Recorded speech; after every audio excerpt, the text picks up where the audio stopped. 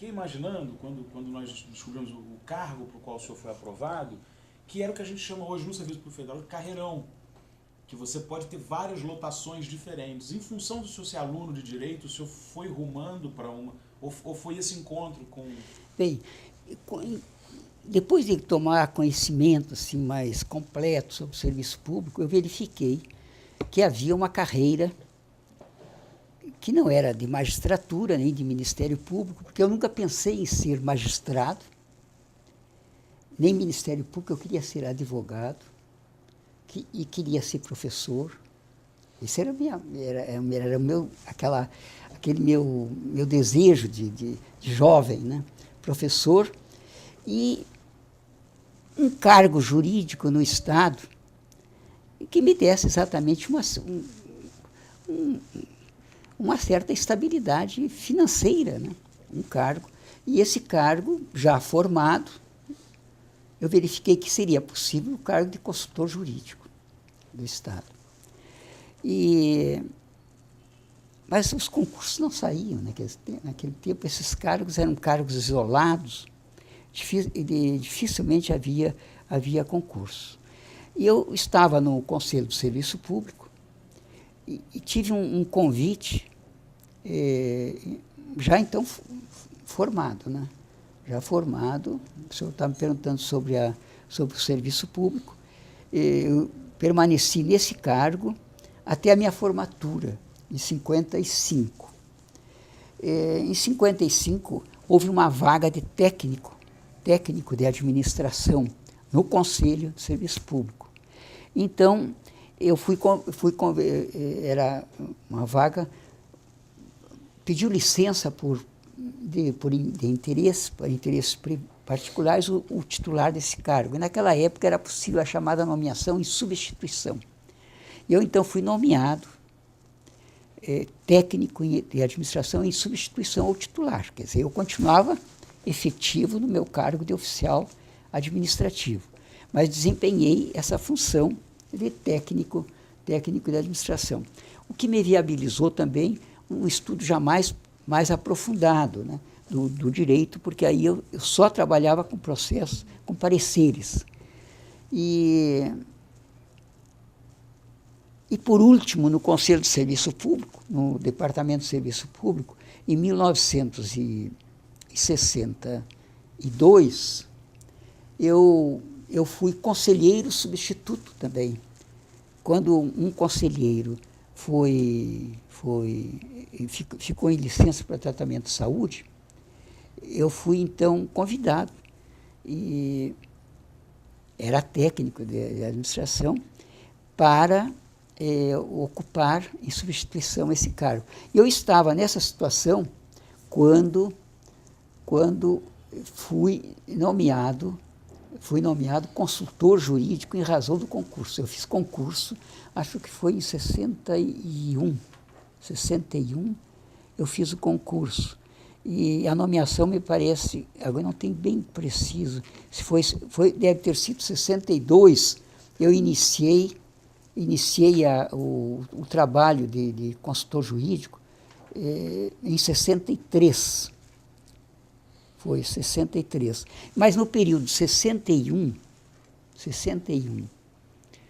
eu fui conselheiro substituto só por 2 meses ou 3 meses. Eu lembro que já era consultor jurídico. Conselheiro era um cargo mais importante do que consultor. Eu não estava mais, agora que eu lembro, não era mais funcionário do Conselho. Eu já era funcionário da Procuradoria-Geral do Estado, onde estavam lotados os cargos de consultor jurídico. Eu já estava investido, então, no cargo de consultor. Nesse ínterim, entre 61 e a minha nomeação para consultor jurídico, eu desempenhei o cargo de assistente jurídico na Prefeitura de Porto Alegre. Era um cargo em comissão, na administração do Dr. José Loureiro da Silva. Então, fiquei uns 2 anos como assessor, tanto que eu corrigi aqueles dados que vocês passaram. Eu prestei assessoramento jurídico, como assistente jurídico, à Secretaria da Administração da Prefeitura de Porto Alegre. Durante 2 anos eu desempenhei esse cargo. Aí, nomeado consultor jurídico, evidente, eu me afastei dessa função e fui desempenhar a função de consultor jurídico quando, de novo, prestei assessoramento jurídico ao secretário de administração, então, do Estado. Eu antes era do município, agora o secretário do Estado. E fiquei nessa posição de consultor jurídico. Nós éramos lotados na Procuradoria-Geral do Estado, que hoje se chama Procuradoria-Geral da Justiça, quer dizer, era o órgão do Ministério Público. O chefe era o Procurador-Geral do Estado, que hoje se chamaria Procurador-Geral da Justiça, era do Ministério Público. O Ministério Público, no regime da Constituição de 46, até praticamente a Constituição de 88, o Ministério Público era o órgão de defesa judicial do Estado, e era também o órgão que fazia assistência judiciária gratuita, assistência para os pobres, na Justiça. Mas não eram, evidentemente, os promotores que faziam isso. Era o órgão que tinha essa competência. Me permite, AGU, DPU e PGR eram o mesmo órgão. É isso? Era. Isso no âmbito federal. No âmbito federal. E o que se reproduzia nos estados. Não, alguns estados já antecederam a isso, a nova organização, como aconteceu no Rio Grande do Sul, com este órgão que eu tive a oportunidade de ser o primeiro consultor geral do Estado e que então organizei quando ele foi criado. E isso aconteceu, então eu era consultor jurídico de 63 até 65. Em 65 foi criada a Consultoria Geral do Estado do Rio Grande do Sul. Consultoria Geral do Estado, reunindo todos os consultores e desmembrando do Ministério Público, porque o Ministério Público não tinha interesse realmente em levar também esses outros tipos de ocupações que não são específicas do Ministério Público. Embora o Ministério Público, à época, não tivesse essa autonomia que tem hoje pela Constituição de 88. Mas, de qualquer maneira, o Ministério Público já, no Rio Grande do Sul sempre teve muita autonomia, eles não tinham interesse de desempenhar esta função.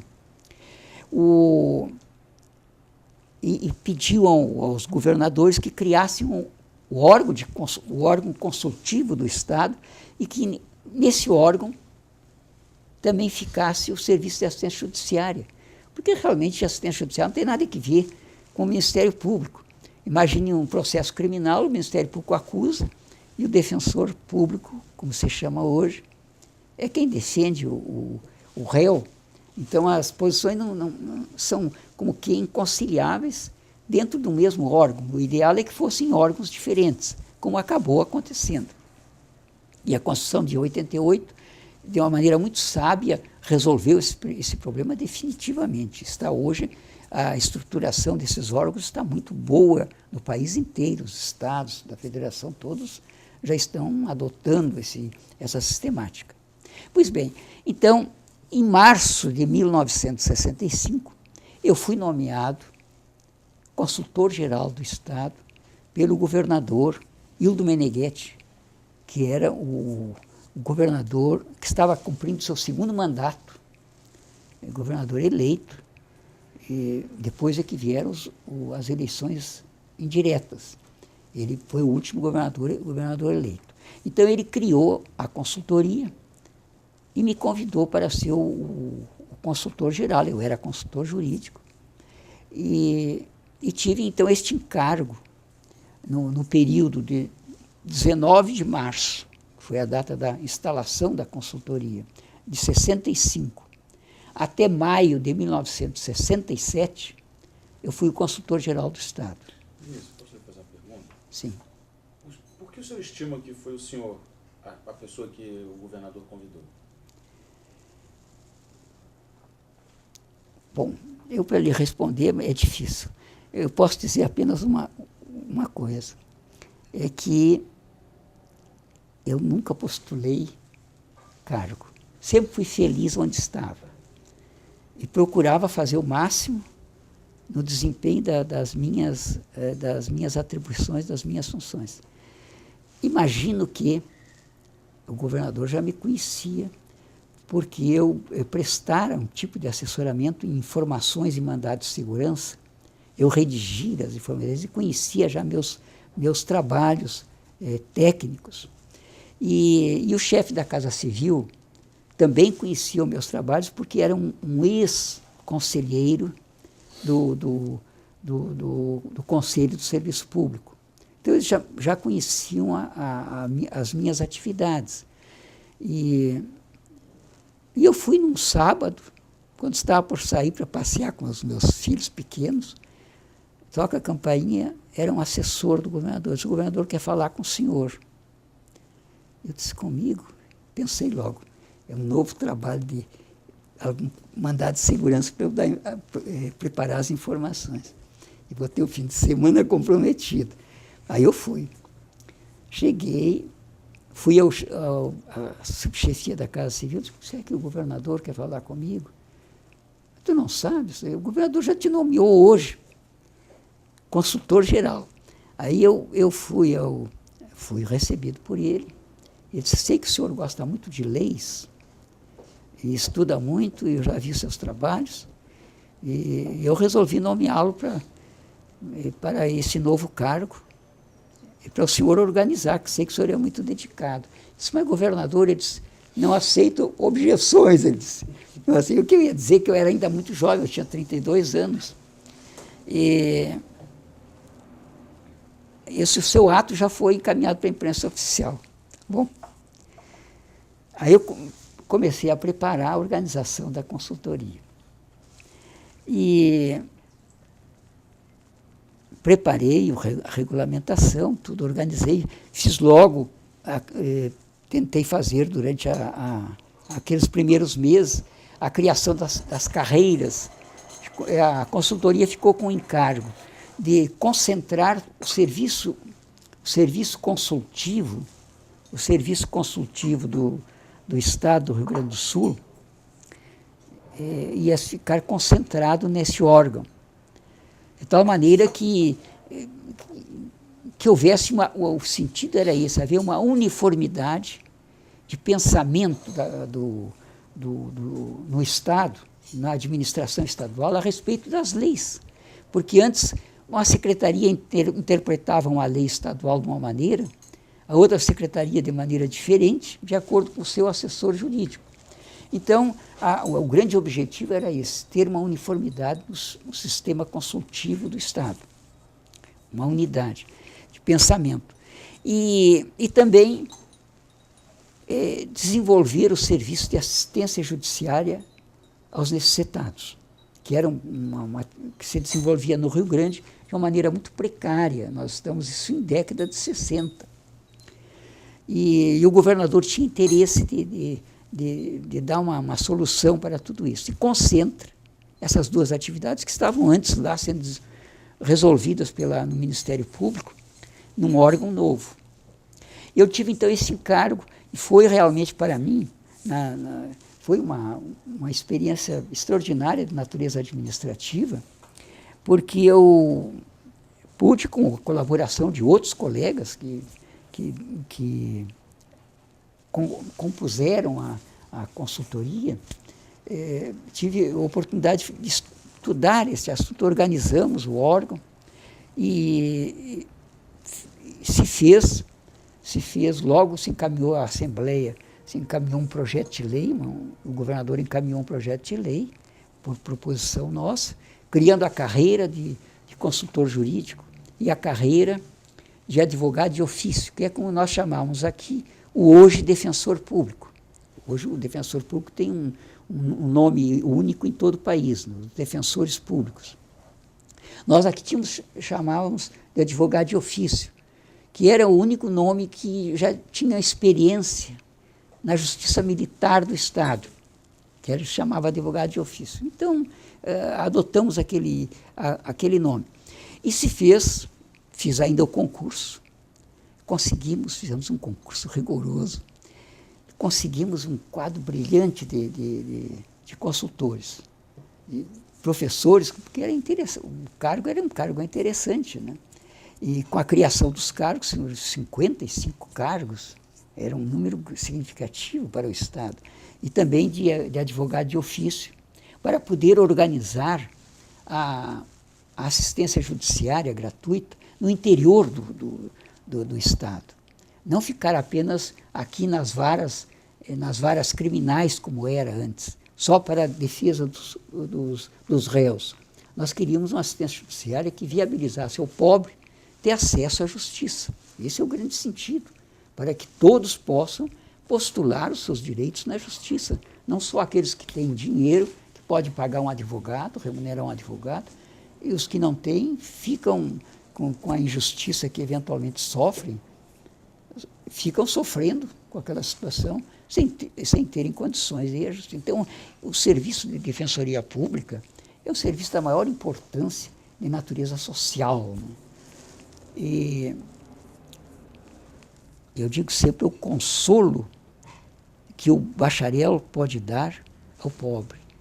E este consolo de atender, ouvir uma pessoa que não sabe por onde encaminhar os seus direitos, etc., ouvir e encaminhar e dar uma solução. Quer dizer, eu acho uma coisa fantástica. Eu sempre digo que a mais gratificante das atividades do bacharel é ser um assistente judiciário, um defensor público, porque aquilo ele dá generosamente tudo que ele pode, sem esperar nada de volta, porque não recebe honorários, né? Ele recebe vencimentos pagos pelo Estado para fazer aquele serviço. Então se organizaram, se fizeram os concursos, foram providos os cargos. Eu estava feliz naquela situação, quando em janeiro se elege o novo governador, esse por via indireta, o governador Walter Perac Barcelos. E ele me convidou para continuar no cargo. Acontece que, em 1965, houve o ato institucional número 2, baixado pelo presidente Castelo Branco, que restaurou a Justiça Federal de primeira instância.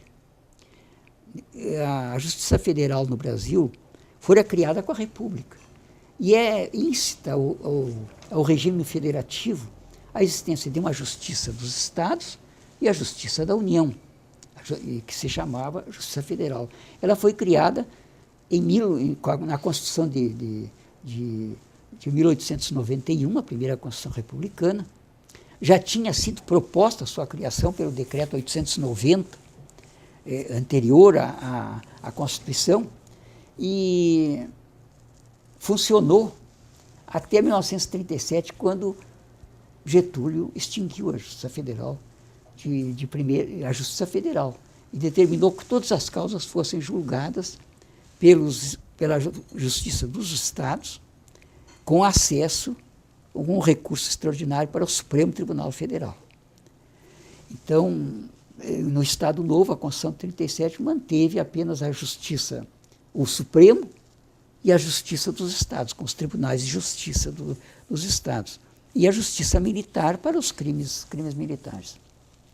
Então, o ato institucional número 2 restaurou na organização brasileira, judiciária brasileira, restaurou a Justiça Federal de primeira instância. Ela já tinha sido parcialmente restaurada pela Constituição de 46, quando foi criado o Tribunal Federal de Recursos, em Brasília. O Tribunal Federal de Recursos era um órgão de segundo grau das causas da União. A Justiça dos Estados julgava uma causa, por exemplo, contra a União Federal, um funcionário federal que pleiteia uma vantagem contra o governo federal, ou entra com mandado de segurança. Tudo isso era julgado pelos juízes estaduais, com acesso desde 1946, para o Tribunal Federal de Recursos. Esse tribunal eu fiquei durante 12 anos nele, a partir do ano de 1969. mas nós chegamos lá. Então, esse tribunal já existia, mas em 65 foi restabelecida a justiça de primeiro grau. E previu o ato institucional que o primeiro provimento para que pudesse se instalar seria feita com nomeação do presidente da República e aprovação dos nomes pelo Senado Federal, a semelhança do que acontecia com os tribunais superiores, em que o presidente indica o nome e o Senado aprova ou não aprova o nome. Então, os primeiros juízes federais tiveram esse tipo de investidura. Eu era consultor geral e me lembro bem, estava em casa no dia de Corpus Christi, portanto, mês de junho de 66, porque isso tudo demorou. O ato institucional é de outubro de 65. No dia 30 de maio de 1966, foi promulgada a Lei 5.010, que previa a organização, e até hoje, a Lei Orgânica da Justiça Federal de primeira instância. Mas o governo federal, com a política econômica daquela época, e o governo federal estava em dúvida se instalaria ou não imediatamente a Justiça Federal. Pois bem, então aconteceu que, tendo saído a lei orgânica em 65, em maio de 65, estava regulamentada a Justiça Federal, já podia nomear. E no mês de junho, a festa de Corpus Christi, eu estou em casa, toco a campainha. O genro que era secretário de obras do Estado, eu era então consultor geral do Estado, 66. E toca a campainha, ele disse, eu estou aqui. Era o doutor Valdir Maggi, era genro do senador, aquele senador do Rio Grande do Sul, Daniel Krieger. Ele era o secretário de obras aqui. Se eu venho aqui numa missão do senador Daniel Krieger. Não, entrei, então abri a porta, ele entrou e tudo. Esse é o senador, eles estão preparando a indicação dos nomes do Rio Grande do Sul para os cargos de juiz federal. Que, como o senhor sabe, foi criada a Justiça Federal. Mas eu disse, mas eu não posso responder uma indagação dessa natureza assim. Eu nunca pensei em ser juiz. Eu estava esperando terminar o mandato do doutor Hildo Meneghetti, que seria no dia 15 de março, como foi, 15 de março de 67, do ano seguinte, e voltar à minha atividade de advogado, que eu tinha interrompido, me licenciei na ordem, para poder me dedicar exclusivamente à consultoria geral. E ele disse, não, ele gostaria de levar os currículos, que tinha um juiz de direito que seria indicado, que depois foi ministro do STJ, o desembargador, ele era juiz à época, juiz em Porto Alegre, Atos Guzmão Carneiro, e um deputado federal, um deputado estadual, que tinha sido presidente da Assembleia. Eram 3 os cargos de juiz federal. A Justiça Federal no Rio Grande do Sul começou com 3 cargos de juiz federal e 3 substitutos. Então, ele queria indicar o senhor, que é o consultor geral, o doutor Atos Guzmão Carneiro e o doutor Solano Borges, que era o deputado. Eu disse, mas eu não posso responder. Isso significa eu alterar minha vida de uma hora para outra.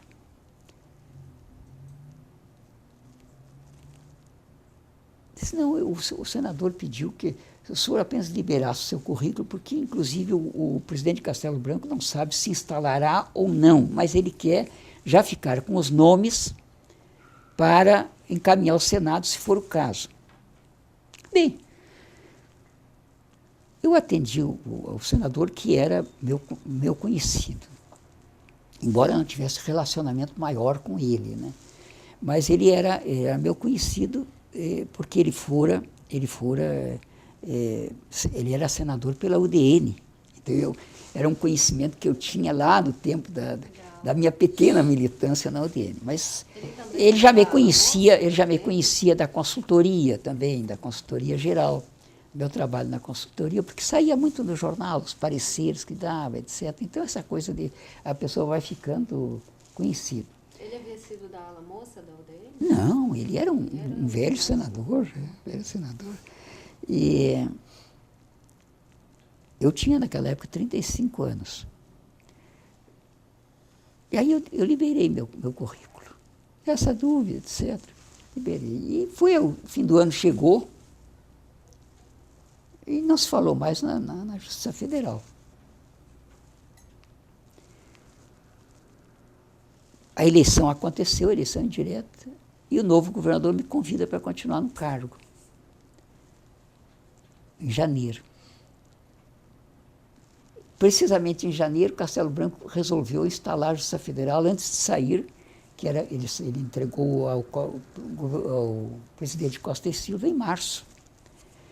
Resolveu deixar nomeados os juízes federais.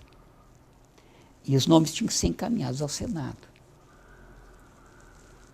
E realmente foi encaminhado logo depois da aprovação da Constituição de 67, que a Constituição foi promulgada no dia 24 de janeiro de 1967, para entrar em vigor no dia 15 de março de 67. É a primeira vez que uma Constituição tem vacatio legis, né? Mas teve vacatio legis a Constituição de 67.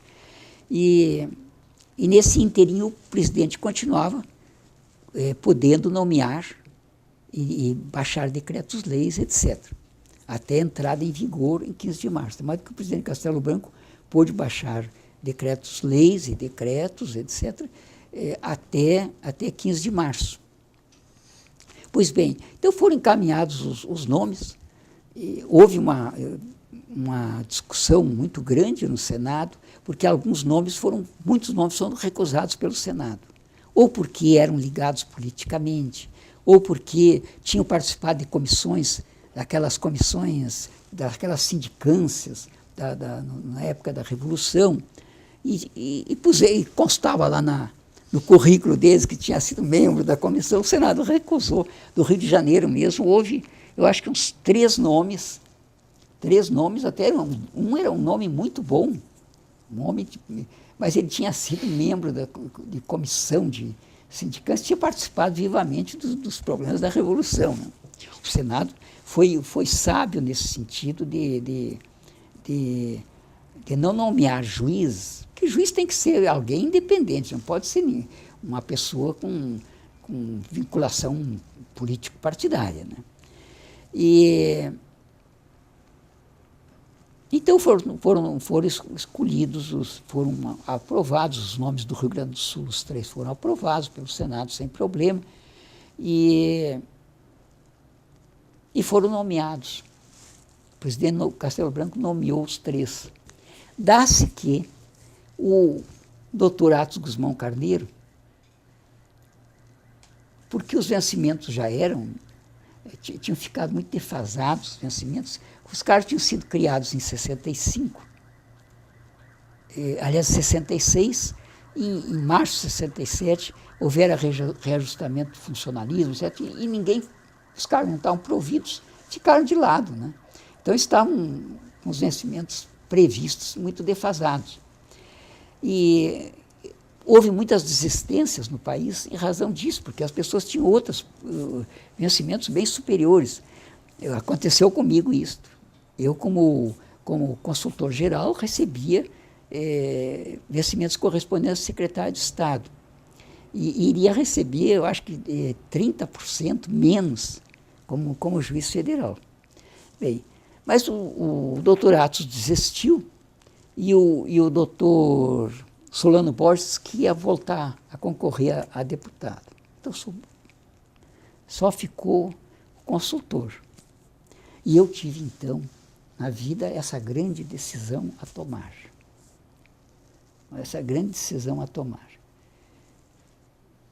Eu também vou desistir? E aí eu confesso que a minha decisão foi uma decisão de consciência, com o apoio da minha esposa. Ela disse, você admitiu encaminhar o seu currículo, está nomeado, se não assumir, não vai se instalar a Justiça Federal no Rio Grande do Sul. E realmente não teria juiz titular, haveria 2 juízes substitutos só. E esse foi um dos grandes problemas da Justiça Federal no seu início, no país todo, é que ela ficou muito desfalcada, o quadro de juízes ficou muito desfalcado.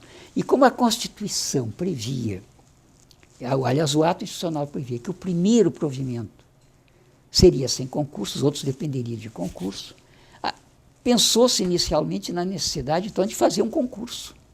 E não poderia prover esses cargos enquanto não fizesse concurso.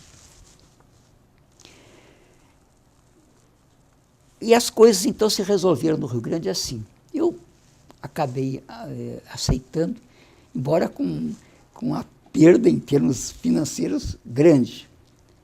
Mas eu já era professor na faculdade, os assuntos se resolveriam, né? Com a simplicidade de vida se resolveriam as coisas. E eu assumi o cargo de juiz federal. Então, são decisões que se tomam. Eu acredito muito na providência de Deus. Eu me ponho muito nas minhas decisões, ponho-me nas mãos de Deus. E espero uma espécie de luz da decisão. Eu tomei essa decisão. Eu podia ter continuado aqui como consultor geral, tinha mais 4 anos para ser consultor geral do Estado, porque tinha sido convidado e tinha reassumido o cargo, tinha prosseguido até março, quando o governador novo assumiu. Eu continuei até maio, eu fui, e aí que participei, nesse período, daquela comissão de adaptação da Constituição Estadual, porque era consultor. Mas já estava prevista a nomeação de juiz federal, e o ato saiu em março, nos dias 13 e 14, o Castelo Branco assinou os atos todos, na véspera e antevéspera da conclusão do seu mandato. Mas que a minha nomeação não foi pelo presidente Costa e Silva, embora eu tenha assumido em maio. Já era o presidente Costa e Silva, mas a nomeação, o ato de nomeação é do presidente Castelo Branco. E eu achei que, eticamente, eu deveria assumir. E minha senhora me apoiou, a família me apoiou, eu assumi. Assumi e, evidentemente, não posso dizer hoje que me arrependo. Foi uma decisão, por isso eu digo, a inspiração que eu acho que a gente tem sempre do alto.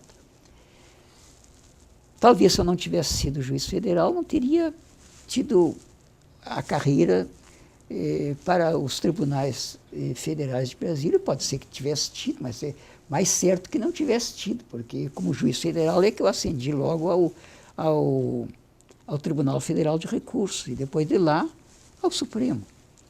Então a gente não pode, eu sempre adotei na vida isso, esta orientação.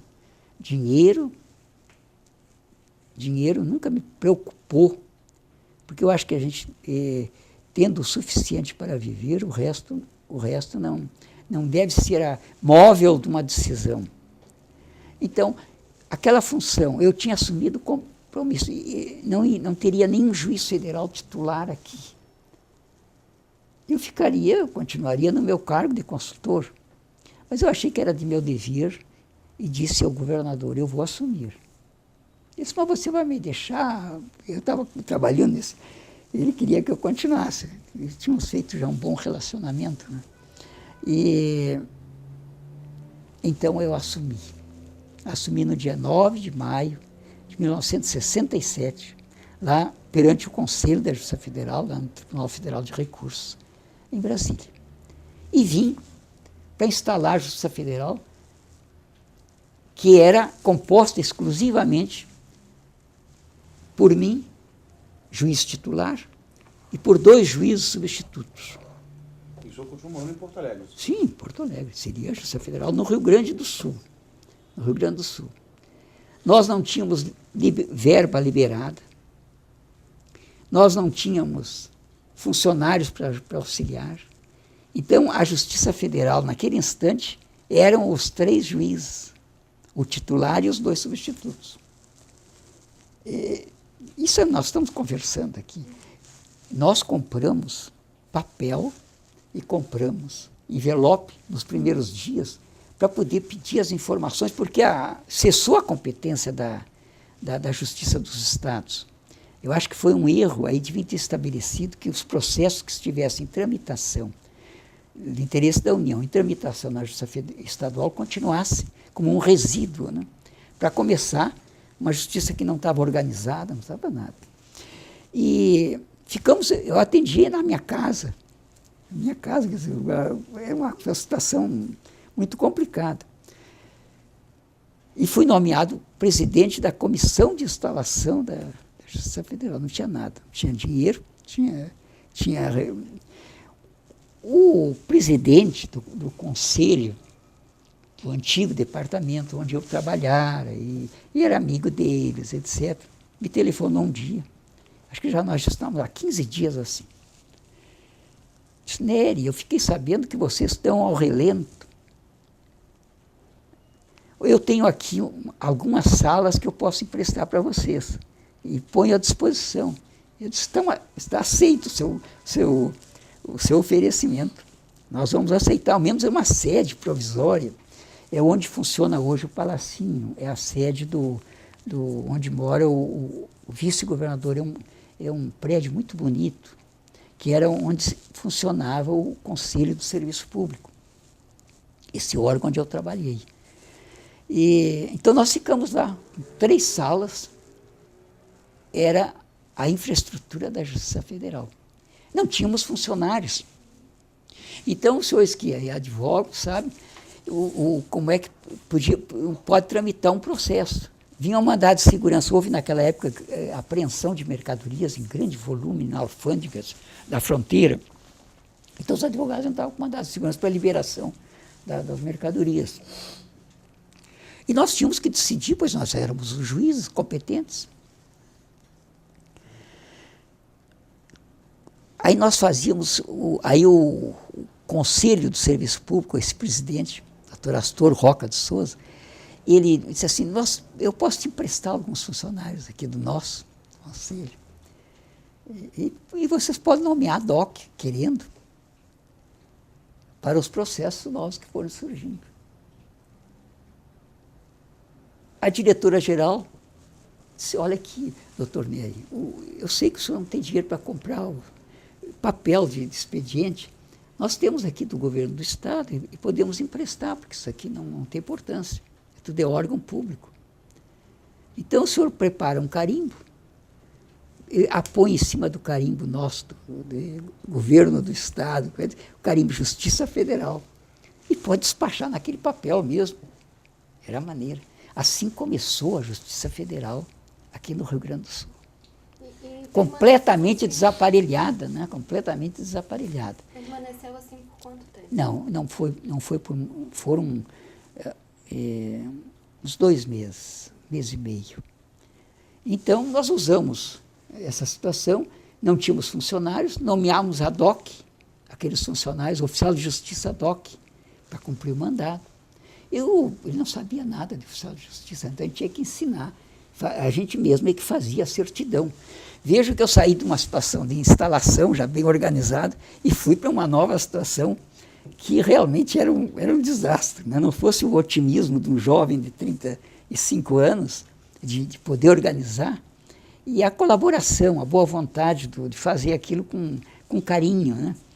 E os outros 2 colegas, que eram juízes substitutos, eles eram pessoas realmente também dedicadas e trabalhávamos os 3 assim, numa espécie de colegiado, né, de cooperação, para ver como resolver as nossas dificuldades, viver nas dificuldades.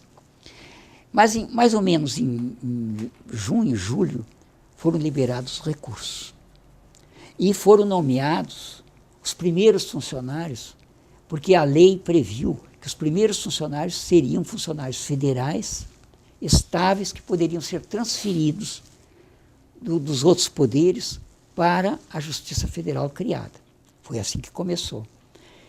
E então foram nomeados, agora as nomeações eram todas nomeações por indicações, né? Indicações políticas, mas funcionários que já eram funcionários de repartições federais, eram funcionários efetivos, funcionários da Previdência, do antigo INPS, vieram diversos. Muitos ex-combatentes, que a Constituição de 67 previu lá nas disposições transitórias que nas vagas, os ex-combatentes que não tivessem ainda tido um cargo público, depois da guerra, seriam amparados, que havia naquela época um número de ex-combatentes em situação de miséria, que tinham estado na Itália e que ficaram abandonados, né? Alguns doentes, etc. E, então, o meu quadro de oficial de justiça, por exemplo, foi integrado quase exclusivamente por ex-combatentes. E foi muito interessante porque nós ficamos lá até outubro.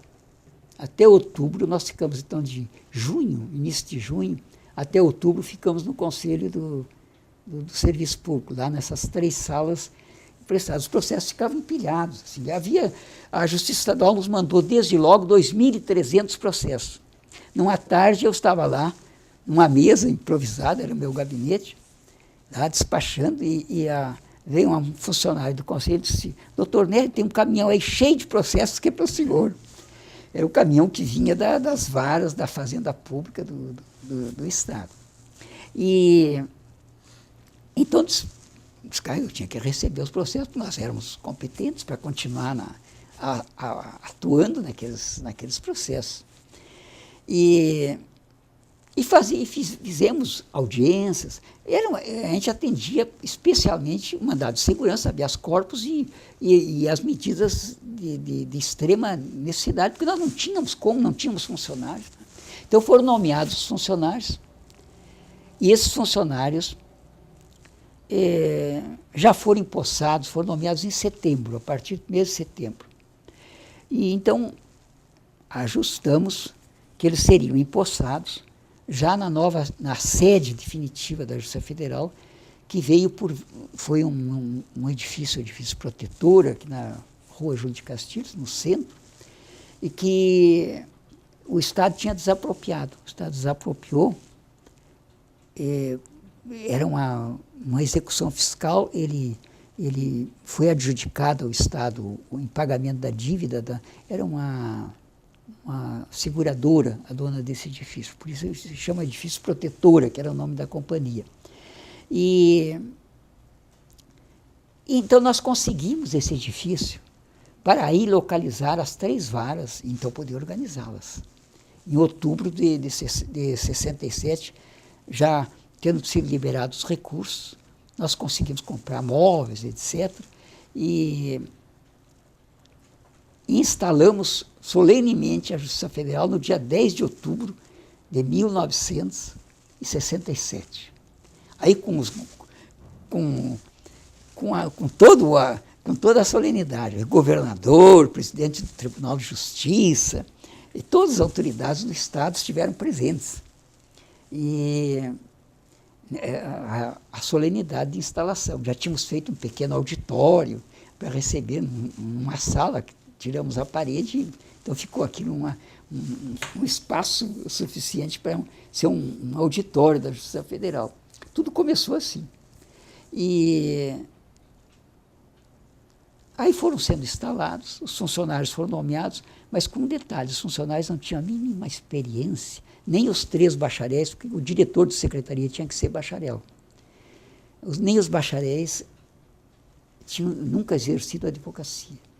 Então, eles não tinham experiência da vida cartorária, dos trabalhos de processamentos, e nós, juízes, os 3, tínhamos que orientá-los, cada um ficou respondendo por uma vara, e íamos orientando esses funcionários.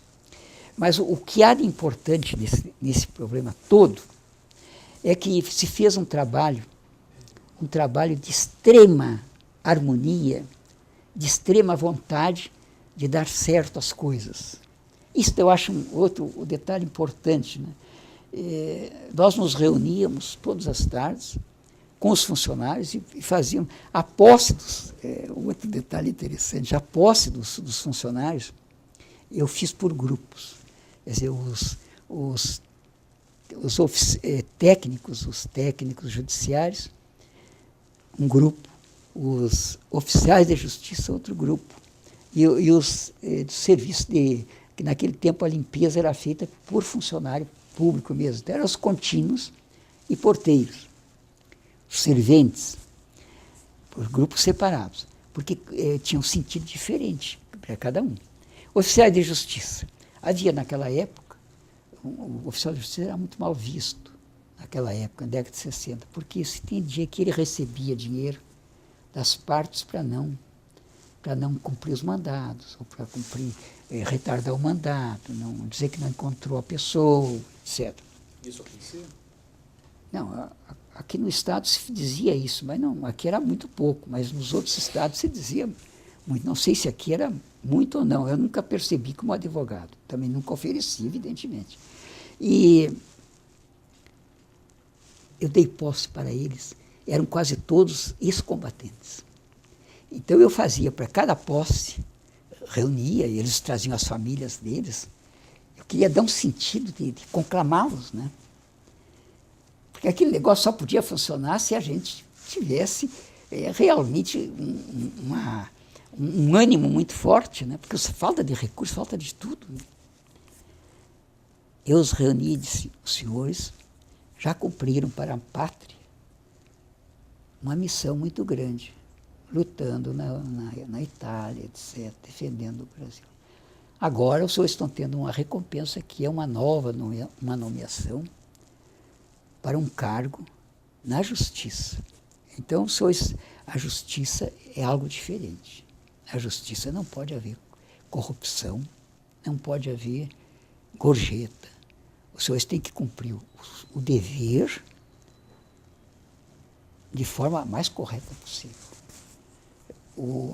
Os outros juízes que estavam lá disseram, o senhor fez uma conclamação que faltou só eles baterem continência, né? Dizer, pois bem, e eles realmente levaram, que bom que levaram a sério, né? Nunca houve uma queixa contra os nossos oficiais de justiça. Eles não sabiam nada, a gente fazia certidões para eles, mas eram homens corretos. Corretos. Isso era importante para bom nome da justiça, que começava, ninguém acreditava nela, na Justiça Federal. E então, houve um episódio interessante que um oficial de justiça um dia me chegou na minha sala e disse, doutor Nery, hoje quase dei um tiro num advogado da Caixa Econômica. Eu disse, como? Que o senhor ia fazer uma loucura dessa? O senhor sabe que ele não queria me oferecer o carro dele para me levar com o objetivo, mas me pedisse o seguinte, que eu só cumprisse o mandado, que eu certificasse que não tinha encontrado e que só cumprisse o mandado daqui a um mês.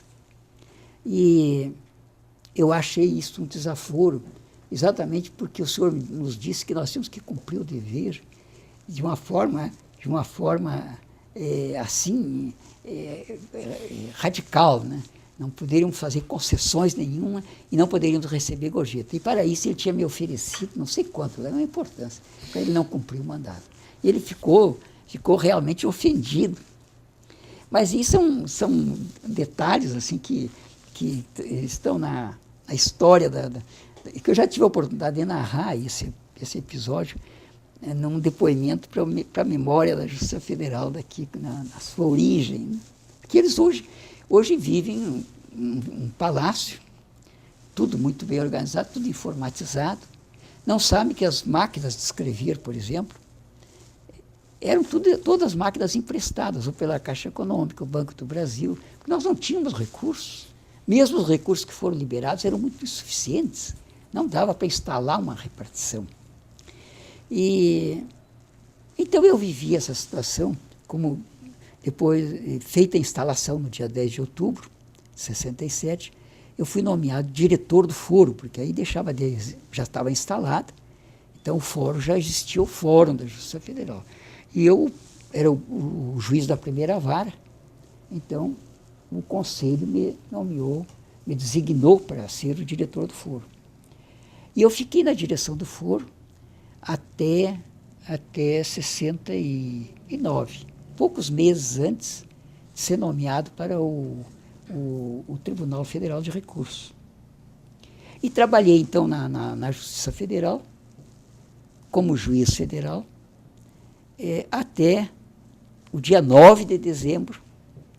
Fiquei 2 anos e 9 meses, até 9 de dezembro de 1969.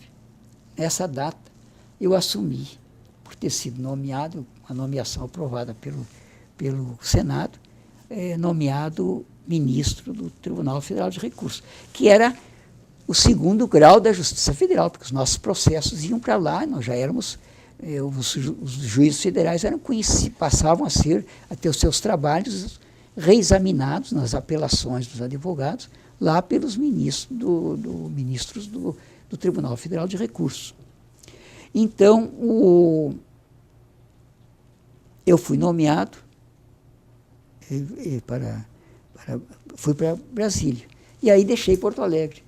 Mas deixando Porto Alegre, eu deixei também um dos meus grandes amores, que era o magistério aqui em Porto Alegre, tanto na Faculdade de Direito da Universidade Federal, como na Faculdade de Direito da Pontifícia Universidade Católica, porque eu não podia ia trabalhar lá em Brasília.